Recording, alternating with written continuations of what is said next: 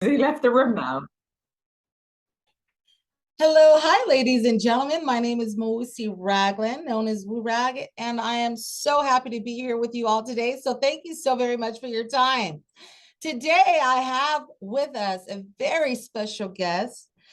Her name is Miss Kate Hudson Hall, and she is phenomenal. She's here today to share with you her story about overcoming bulimia, and her book is called Bulimia Sucks.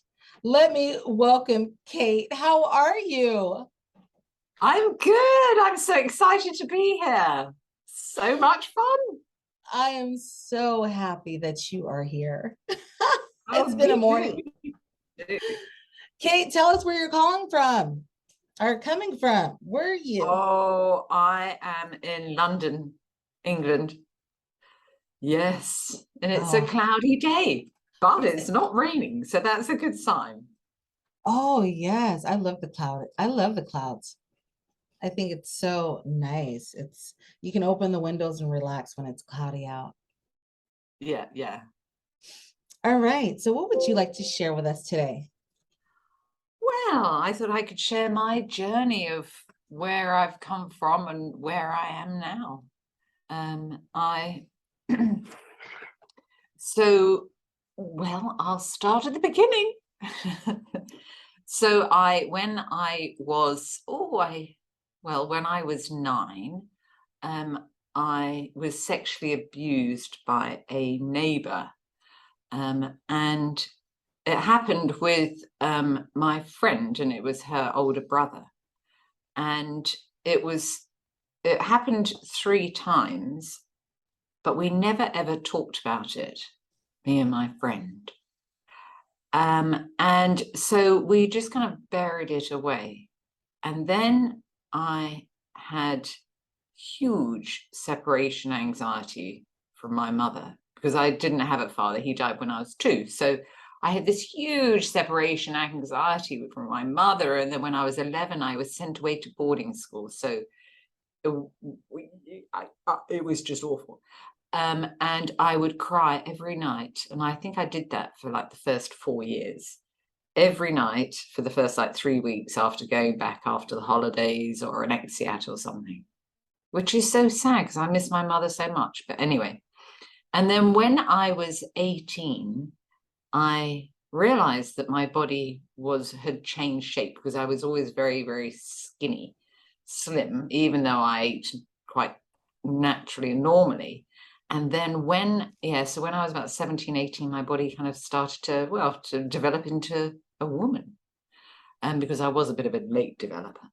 And then I suppose, to get confused with how my body looked because it had changed.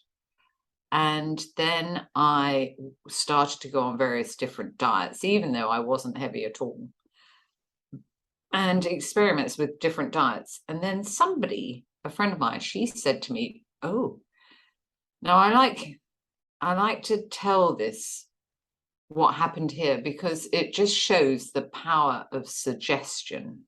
Because this friend of mine said to me, "So if you were to eat a Mars bar and then make yourself sick, then you won't put the weight on."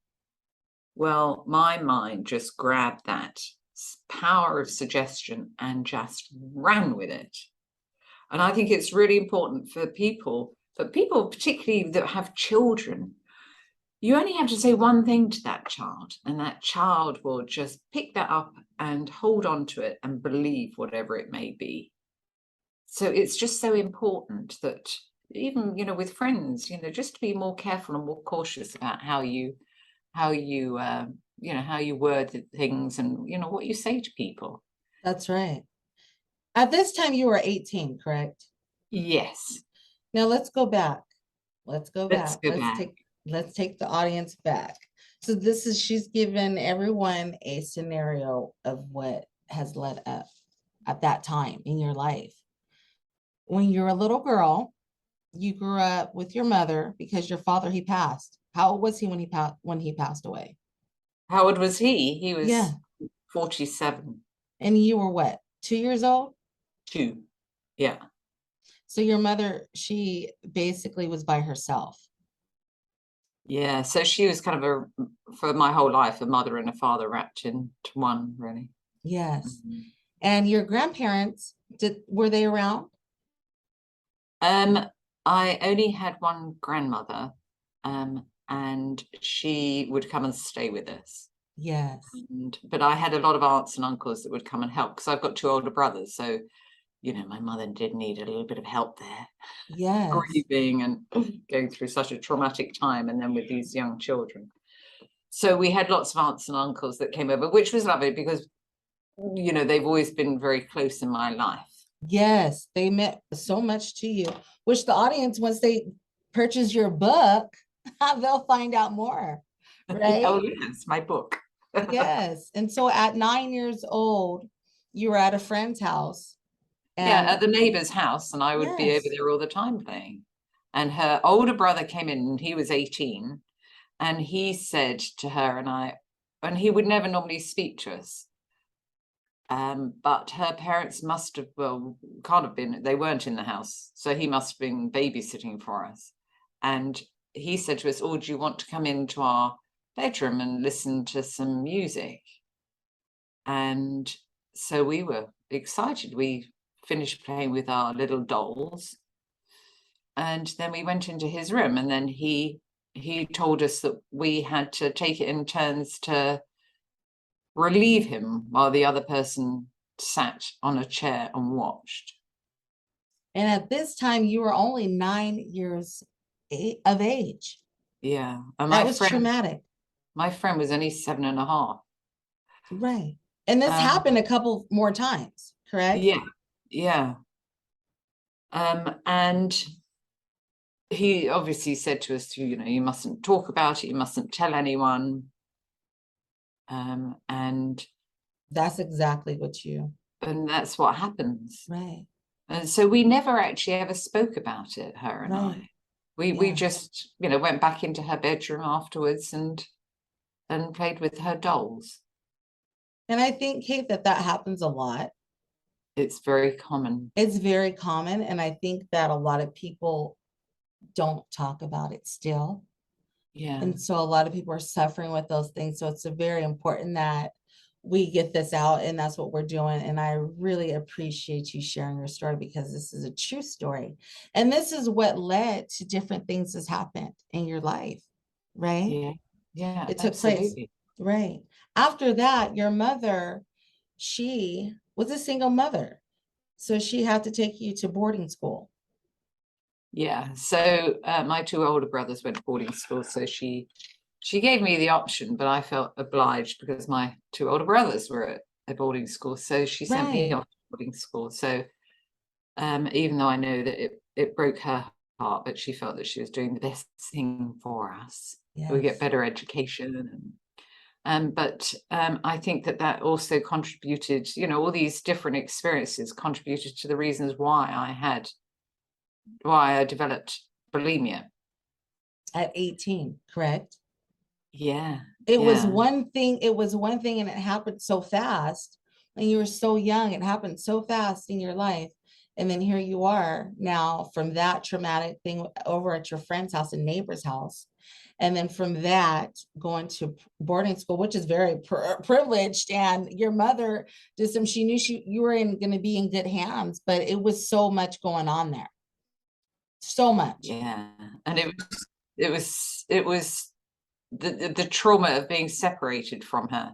I think because all my life I'd spent unconsciously looking after her because she was, when I was young, she was so distressed Yes. and, grieving.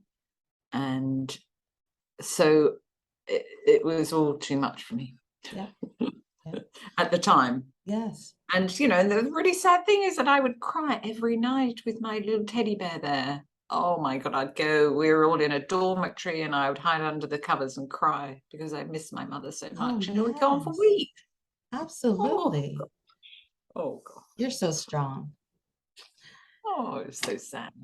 It And I was. would, the word lonely to me, even now makes me feel, heartbroken because that's how I felt. I felt Yeah. so lonely. And a lot of little girls still right now are feeling lonely. A lot of people right now are feeling lonely because you made it through to share your story because it happened to you, but the story is to save someone else, some little girl out there that's going through this, some mother that out there that's still holding on to this traumatic story. So I thank you. At 18, you ran into someone or bumped into someone, and she made a comment on how losing weight, about how you could eat Yeah, without. Tell us about absolutely. that. It was a friend of mine. And we were sitting, we'd had dinner, and then after dinner, we were sitting talking about our weight, which we didn't really have a problem with. And she said, "Oh, did you know that you could eat a Mars bar and then make yourself sick, and then you're not going to put the weight on?"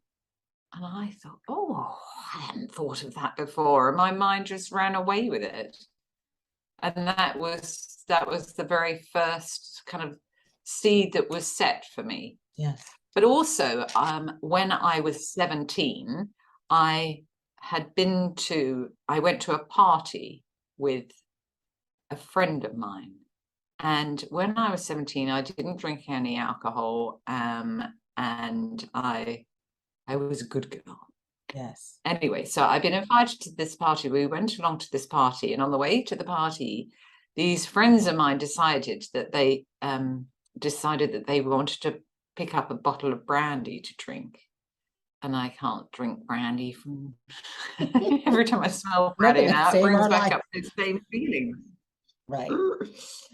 And so the two chaps that I went with, one of the chaps was, at my young age, I adored him. I thought he was gorgeous. Of course. And so I went along to this party, and I was drinking this brandy, and I remember standing in the kitchen. And then the next thing I remember is waking up, lying on a bed with my underwear down, and one chap, there was three chaps in the room, and one chap climbing off me. And then, because I was so ill, I remember just collapsing back. But I know that all three of them had raped me. Right. And then at 5 o'clock in the morning, I remember waking up, and I had walked 2 miles home in a complete and utter state. And I had to climb in the bedroom window. And then I Because you were buried out, that you away. snuck out. You got snuck out the night before. Is that why you snuck back in that window? I don't think I had a key or something to get into the house. I had to climb in the window. But and then that experience as well was closed down and locked away in that box, and the key was thrown away with the other abuse, and it was never Yes. talked about. And Right. I just remember I was in so much pain after that, physical pain, and mental Yes. pain, physical pain after that experience. It was horrific. So I didn't talk about that either. No. And then when I was 18, then that's when the bulimia developed, and then it Yeah. just gradually got worse and worse and worse until, I was making myself sick many, many, many, many times a day. Yeah. And at that time, I just thought that I had no idea what was going on with me. And I just thought that I was going mad. That is what I thought. I thought I was going crazy. I mean, nobody else I could see was behaving in such a way. And it's all one big secret. So I Did would you tell hide it anyone, as. Kate, at this time when all of these things took place? Did you ever have a friend that you shared these things with? No. No, I was living in Chicago for 5 years, from the age of 20, when it was really bad, till 25. And a friend of mine who was an English nanny over there, who's still a very good friend of mine, she Yes. said to me, why is it when we all get around and we're all talking about different experiences, why is it that you're the only one that never talks about your feelings? And I remember thinking, I don't know what she's talking about. I don't even know what a feeling is. I was so disjointed, so detached from Yes. my feelings. I didn't know. I had no idea what she was talking about. It was as if she was speaking another language to you Yeah. because you didn't know. You weren't you that's just not what Kate did. Yeah, yeah. And my mother and the family that I was living with, they knew that I had this behavior, but because it was in the 1800s, because it was a very long time. She's the baby. I am quite old. No, you're quite a character. I love your personality and your sense of humor. I just love you. And I think that's why a lot of people didn't notice too, because you're fun. Well, you're around your Yeah. girlfriends. You have a personality, Kate. A good actress. Oh, yes. So yeah, so anyway, my family knew and my mother knew, and she came over a couple of times to Chicago from Mm, the UK. yes.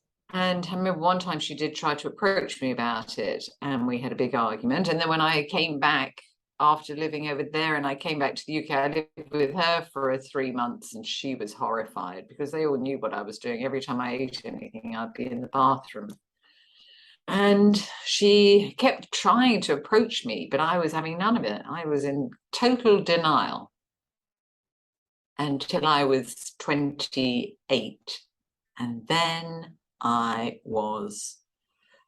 decided that I think I was just so drained of the behavior and obviously not in a very good place that I said to her, okay, well, you can take me to see the doctor. So we went to see the doctor, and this was still in the 1800s, and there was there was really no information about bulimia out there, This was in the 90s, because bulimia was ladies and actually only gentlemen. but bulimia was only actually officially given that title, that name, in 1979. So by the 80s, yeah, so this was in the late 80s. Yes. There was no books out there. I think I managed to get hold of one book, and it was too academic, and it was too much for me to read. I couldn't understand it. Right. And the only person that my mother ever had anything to base an eating disorder and me on was Karen Carpenter from the Carpenters, who died from anorexia. So she was obviously so distraught, she didn't know how to help me. Anyway, so when she took me to see this doctor, he said to me, well, why do you make yourself sick? Well, I was thinking, well, if I knew that reason, I couldn't probably address it and wouldn't do it. Anyway, so he referred me to a psychiatrist, and then they referred me, and I had a counselor who, even at that time, I don't think that she was, totally qualified in dealing with people with eating disorders. There wasn't much help there. So I saw her for a few weeks, and I had to go to this horrific place to see her. It was an old mental asylum from the Victorian times. It was like It really was horrific. really. I fit in well there. So it He's was like, it was quite horrific. Anyway, so then I found another therapist, and then another therapist, and then I eventually found a therapist that I felt comfortable with and I could open up. She taught me how to talk about my feelings and understand my feelings and accept and have those feelings. And I saw her for 4 years. And when I was seeing her, my mother got cancer. And then she died all of a sudden. She got sepsis, and that's why she died all of a sudden. And I do believe if I wasn't seeing that therapist, I wouldn't be here today. no, you wouldn't. I wouldn't. Kate, she helped you in ways that just brought you into your existence. I mean, she really did that. She did her work with you. She She did. did. Yes. She was fantastic. So tell us about that. Tell us about how, if someone's suffering with this right now today, Kate, what would be your advice to that young person, that older person right now? So my advice would be to, the most important thing is that you've got to find that right person to begin to open up to, and find that right therapist for you, psychiatrist, whoever it may be. But my advice is that I was in such a deep, dark hole. And if I could manage to get out of that hole after all the trauma that I had been through, anybody can do it. And if you do have an eating disorder, you can learn different ways to move forward in your life, move forward in your recovery path. You can do it because Want to know how.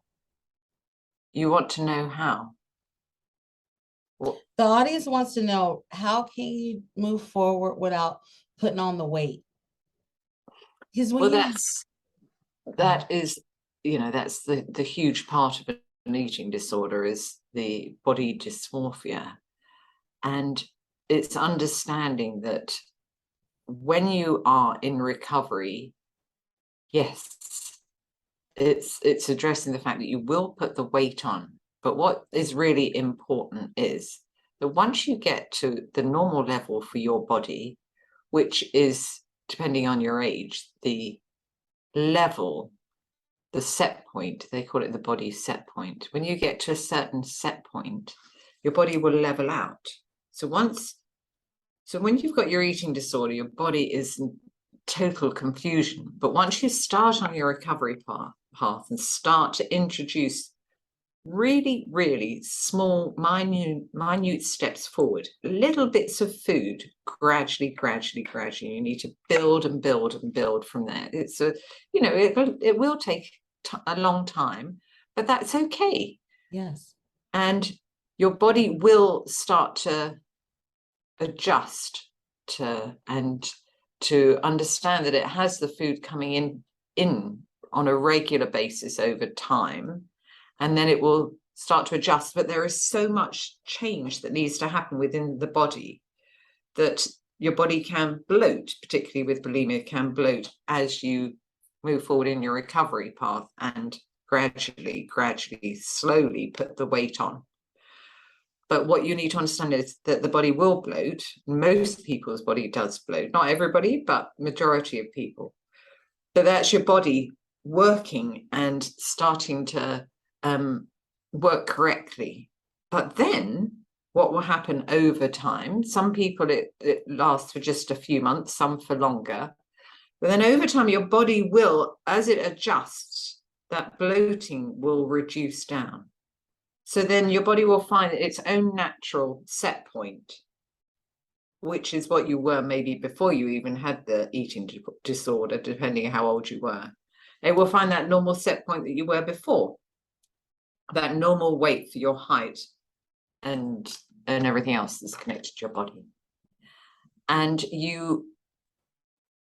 because there will be so many different avenues that you will learn as you move forward in your recovery. And a lot of my clients, when they get to a certain point, then we talk about intuitive eating and how you can start to be in control of the foods that you eat and understand and tune into what your body needs at that particular time in order for you to be in control and not put on a lot of weight, which is the big concern. It's education for themselves. It's education. And that's where you come in. So much to it. Yeah. Yes. So, but you can, but you definitely can move forward in your recovery path and overcome your eating disorder without constantly thinking about binging, purging. And the food, because all the time you're thinking about food. Once you start to give your body the food that it gradually needs over time, people don't understand this, but you will stop thinking about food all the time. Right. Because it's your body screaming because it needs food. That's why you think about food all the time. Right. And that's why you're much more vulnerable to the binging and the purging. Yes. Because you're depriving yourself of the food. Of the nutritions and everything. Yes. Yeah. But then once you sort of get yourself into a better place, over time, you will stop thinking about food all the time, which I could never, I wouldn't believe that. At that time, I didn't believe when I was in my addiction with alcoholism and gambling. When you're in your addiction, no matter what it is, that's all you think about. Yeah. And you think when you're in that place that you're never going to ever get well. But the thing is that once you pick up new habits, you will get well and you will start a new life for yourself. But you don't see it once you're in that dark place. You don't see it when you're in that addiction. When you're in that place, you just don't. You just don't see it. But that's why we're here to let you know that it's possible for you and it's there for you too. Absolutely, absolutely. Because that's all you're focused on, Yes. whatever the addiction is. But we were briefly talking about this before. So whether you've got an eating disorder, whether you're reaching out for alcohol or reaching out for drugs, or you've got huge anger issues, it all comes back, it all comes back to how you're feeling and how you deal with these different huge emotions that you have. So we need to learn to tune into our feelings and start to recognize them and allow ourselves to have them, because it's your way of dealing with your feelings. Yes. Kate, what is life like for you today? Oh, life is good. Life is good. Yeah. Well, I've been free of my eating disorder. So I had the eating disorder for 15 years plus. Yes. And then I've been free for like 25 years. Congratulations. So I can honestly say that I don't have an eating disorder. I eat normally and I exercise a bit and I drink lots of water and You're beautiful. Look at you, Kate. I'm so proud of you. Congratulations. Even though I'm 150. I know, because I was born in the 1800s.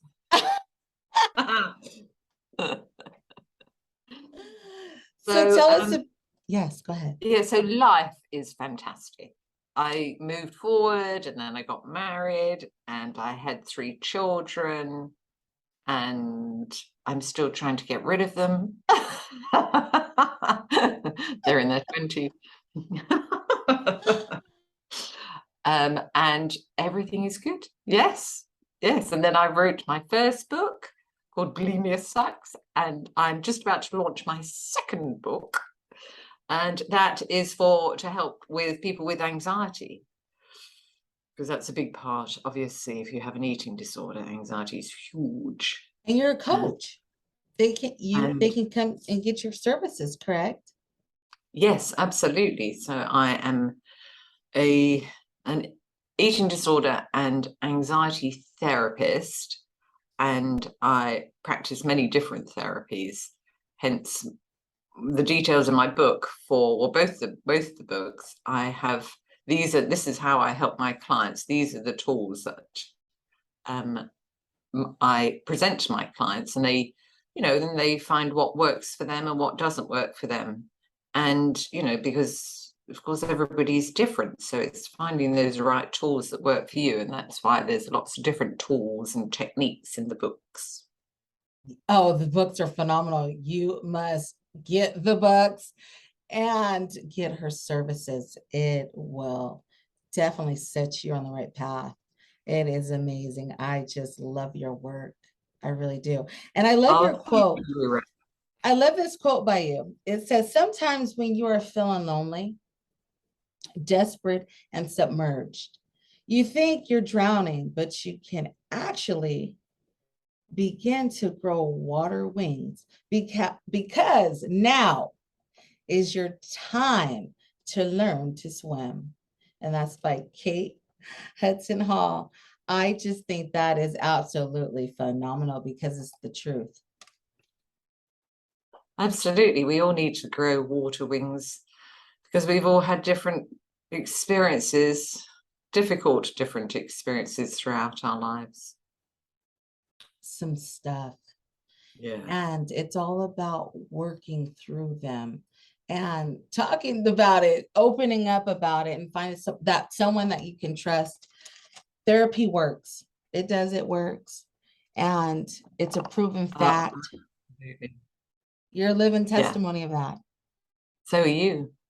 Yes, absolutely. That's why I have this podcast, because it's amazing we can overcome and conquer at any time in our lives. I think it's okay that we went through that, the trauma, through everything that happened. It's not okay what people have done to hurt us, because people have come into one's life and caused so much grief. And I think that's why we ended up where we ended up in our lives, in that dark place, because people can come and destroy what you have overnight. Dealing with your mind or dealing with anything in your life, people will violate you in any kind of way possible if they have a sick mind. And what happens is that a lot of times we carry it with us. We carry it with us. There's so many things, right, that people are facing and that they will never let out. But because we have this podcast and we have people like you and I to share our stories and to give back in the service for others, right? That's what we do. We serve others to let you know that if I can do it and I can make it through that storm, because we know how lonely and dark that road was. We know, but we're telling you, you can fly your wings and you can make it. You can definitely soar like an eagle. Right? And that's the thing. So it's to know that that person right now that's listening or watching, to let you know that you're not alone, to let you know that you can make it through. Because a lot of people are thinking about contemplating suicide when they go through something so traumatic. These stories that you hear on the podcast, the stories that you share, what happened? And it's one thing after another. And then here comes death. Not only are we going through it, but now here we are losing the people that we love as well. Yeah, absolutely. Right? So now we have to fight that battle. But because the mindset, now that we have the tools to deal with all the things that happens in life, because it's never going to be easy. We're going to keep losing. One thing we haven't figured out is how to make it out of here alive. So death is definitely guaranteed. Make it out of here alive. So we're living it right now. We're living our best lives now. So we're here to tell and share, right, with the world that it's never too late. No, it's never too late. Never too late. And you know, also, I just wanted to mention that, you know, I'm going on a summit, a health and wisdom summit this week. It's for parents. I'm talking about eating disorders, but the whole summit is for parents. And one thing that's really important, if your child has an eating disorder and you are in a situation where you don't know what to do, and my advice is that just keep chipping away, keep setting that seed and trying to approach your loved one, and keeping that door open and trying to get them to open up about their feelings, because gradually over time they will. You're setting the seed, and over time that they will open up to you. Now, in my book, the free gift in my book, one of the free gifts in my book is it's an ebook for friends and families of people with eating disorders, and it's got how to talk about how to approach your loved one with eating disorders and how you can start to open that conversation. And it's a free downloadable PDF in there. So that would be helpful for you. Please share all your information. Oh, yeah. Absolutely. Go ahead right now. Share all your contact, your information, please. So if anybody wanted to get in contact with me, because I do one-to-one therapy or via Zoom or face-to-face, if you contact me, my email is Kate Hudson Hall, HALL, @gmail.com, or you can go to my website, which is katehudson-hall.com. So all my information is on there, and the book's information. And I also have a podcast, and that is called Bulimia Sucks. So if you go to any major platform, it is on there. And we have over 30,000 downloads now, and there's over 100 episodes. So there's lots of information, and I've interviewed some fantastic people that have joined my podcast, and so there's great information on there if anybody, not just for people with bulimia, but also people with an eating disorder. Absolutely, right? And that's the truth. And also, what your Facebook, Instagram? Can they So find the you? Facebook, if you go to Bulimia Sucks, I have a Facebook group there, and also my name, Kate Hudson Hall. You can come and find me on there. And the Instagram my handle is Kate Hudson Hall. Yay! Yay! I'm so excited. I love your book. I am so excited. And I'm going to also, I work for the school district here. I do so much. I am going to share your book. And because kids do need to know, and it's very important for the signs, for the parents to be able to pick up on the signs because it's happening. And Yeah. Kate is a person that you can definitely reach out and talk to. I want to thank you all for tuning in today. Kate, I want to thank you so very much for what you do. And I want to congratulate thank you so much. You are so welcome. I'm just so excited for you. I'm happy for you and I'm proud of you, most importantly. And Kate, you look so good. You look great. I'm happy that you came out of it looking the way that you look and being Well, I think, person that you are on today. behalf of all the listeners, thank you for hosting this podcast and for helping so many people. And we're also so proud of you, how far you've come. Amazing. Thank you. I appreciate you. I'm going to leave us with a poem by Douglas Maylock. It's called It's Fine Today. Sure, this world is full of trouble. I ain't said it ain't. Lord knows I've gone through enough. I have to start that over one more time. Oh, it's fine today. Sure, this world is full of trouble. I ain't said it ain't. Lord knows I've been through enough. Rain and storm have come to fret me. Skies are often gray. Thorns and brambles have come to beset me on the road. But say, ain't it fine today? What's the use in always weeping, making trouble last? What's the use in always keeping thinking of the past? Each must have his tribulations, water with his wine. Life, it ain't no celebration. Trouble, I've had mine. But today it's fine. It's today that I'm living, not a month ago. Having, losing, taking, giving. As time wills it so. Yesterday, a cloud of sorrow fell across the way. It may rain again tomorrow. It may rain, but say, ain't it fine today, ladies and gentlemen? Thank you so much for joining us. And sorry for the mishaps in the beginning, but hey, it's all good. Thank you, Miss Kate, for joining us. Thank you, WuRag. Oh, it's been so much fun. It has been a pleasure. Enjoy, ladies and gentlemen. We'll see you next time. Enjoy.